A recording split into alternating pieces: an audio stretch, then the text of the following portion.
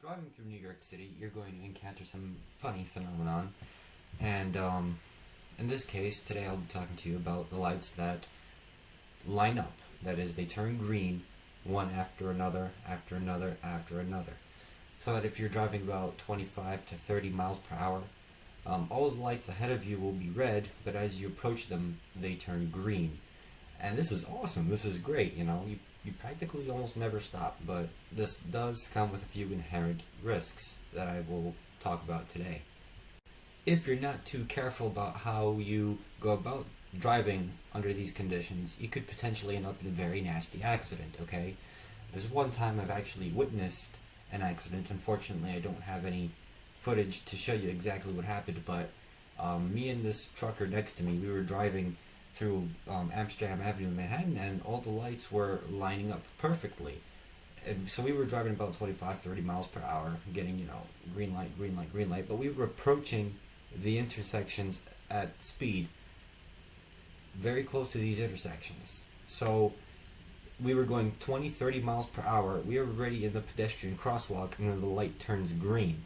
Now what happened was, we kept driving, and then as we were moving along, I noticed something out of the corner of my eye, so I just slammed my brakes, right? But this red light turned out to be just a little bit longer. The trucker ended up slightly more in the intersection than usual. At the same time, out of the blue, just a car service or a taxi cab with passengers zooms across this intersection trying to make the yellow light. Of course, he doesn't make the yellow light. He ends up running the red. The trucker, he thinks he's going to have green, and he does have green, except he's already in the intersection. He's plowing through this intersection, and he slams into this car service that just ran his red light. So, this car got bent in a U shape, all sorts of hell broke loose. Okay, so I realize what I said might be a little bit confusing, but let's just bear with me for a minute, and let me just try to tell you a preventative measure here.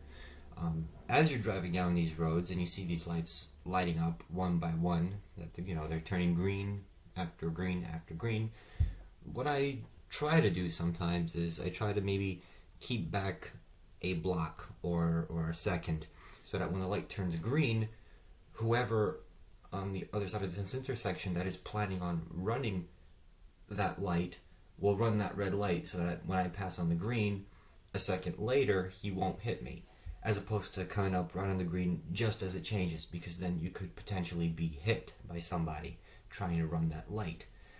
And how's it going to hurt you to keep a second back or so?